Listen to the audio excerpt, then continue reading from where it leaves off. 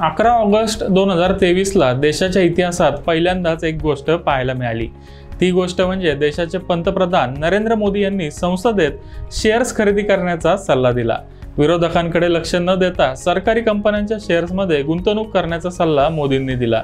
मार्केटने नरेंद्र मोदींचा सल्ला गांभीर्याने घेतला आणि गुंतवणूकदारांनी या शेअर्समध्ये जोरदार खरेदी केली। Hindustan aeronautics, rail Vikas Nigam limited, Mazagon dock, Cochin shipyard यासारख्या शेअर्समध्ये मागच्या 1 वर्षात खूप मोठी तेजी आली होती।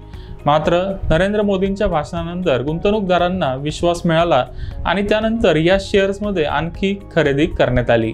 केंद्र सरकारने पायाभूत सेवांच्या निर्मितीसाठी अनेक लाखो कोटींची गुंतवणूक चालू केली आहे। पोर्ट्स, रोड, रेल्वे, एअरपोर्ट आणि डिफेन्स सेक्टरमध्ये खूप मोठी गुंतवणूक करण्यात आली आहे। त्यामुळे या शेअर्समध्ये गुंतवणूकदारांना खूप चांगला रिटर्न मिळाला आहे। 2023 मध्ये सर्वाधिक रिटर्न सरकारी कंपन्यांच्या निफ्टी PSE इंडेक्सनेच दिला होता, पण या सेक्टरमध्ये सर्वाधिक रिटर्न रेल्वे शेअर्सने दिलाय।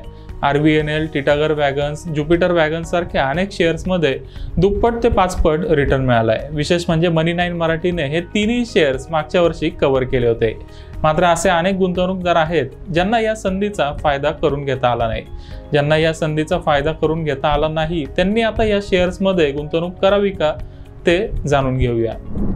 केंद्र सरकारने वंदे भारत ट्रेन चालू केल्यात, त्यामुळे अनेक कंपन्यांना रेल्वेचे डबे आणि इतर पार्ट्स बनवण्याच्या मोठ्या ऑर्डर मिळाल्यात। सध्या भारतात 41 वंदे भारत ट्रेन धावतात। मात्र पुढच्या काही वर्षात कमीत कमी 500 नवीन वंदे भारत ट्रेन आणि जवळपास 3000 इतर ट्रेन चालू करण्याचा सरकारचा प्लॅन आहे, अशी माहिती रेल्वे मंत्री अश्विनी वैष्णव यांनी दिली आहे। 2022च्या तुलनेत 2023 या आर्थिक वर्षात पहिल्या 6 महिन्यात सरकारने रेल्वेवर 91% अधिक पैसे खर्च केलेत। म्हणजे सरकार केवळ घोषणा न करता हे प्रोजेक्ट लवकरात लवकर कसे पूर्ण होतील याकडेही लक्ष देत आहे। मागच्या 10 वर्षात सरकारने रेल्वे बजेटमध्ये जवळपास 10 पट वाढ केली आहे। एका बाजूला वंदे भारत ट्रेनच्या नेटवर्कसाठी केंद्र सरकारचे प्रयत्न चालू आहेत, तर दुसऱ्या बाजूला राज्य सरकार मेट्रोचं नेटवर्क उभारण्यासाठी जोरदार प्रयत्न करतात। पुणे, मुंबई सारख्या शहरात प्रत्येक रस्त्यावर मेट्रोचं काम चालू आहे। यामुळे रेल्वे कंपन्यांकडे खूप मोठी ऑर्डर बुक उपलब्ध आहे। यामुळे रेल्वे कंपन्यांच्या उत्पन्नात पुढचे अनेक वर्ष चांगली वाढ होणार आहे। मात्र सगळ्यात महत्त्वाचा प्रश्न असा आहे की ही वाढ शेअर्सच्या किमतींमध्ये डिस्काउंट झाली आहे का? कंपन्यांचा व्यवसाय वाढला पण शेअर्सचं डिरेटिंग झालं तर नवीन गुंतवणूकदारांना शेअर्समध्ये गुंतवणूक करूनही काहीच रिटर्न मिळणार नाही।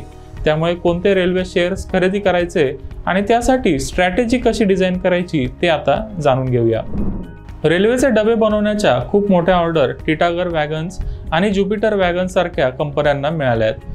RVNL ही कंपनी रेल्वे लाईन टाकण्याचं काम करते। IRFC ही कंपनी भांडवल उभं करून रेल्वेला फायनान्स करते। रेल्वेला टेलिकॉम सेवा आणि नेटवर्क पुरवण्याचं काम रेलटेल कॉर्पोरेशन ही कंपनी करते। प्रवाशांना केटरिंग सेवा, तिकीट आणि पाणी बॉटल पुरवण्याचं काम IRCTC करते। BEML म्हणजेच भारत अर्थ मूव्हर्स लिमिटेड या कंपनीला रेल्वे आणि मेट्रोकडून मोठ्या ऑर्डर मिळाल्यात। जे कुमार इन्फ्रा ही कंपनी मेट्रोसाठी पिलर्स बांधण्याचं काम करते।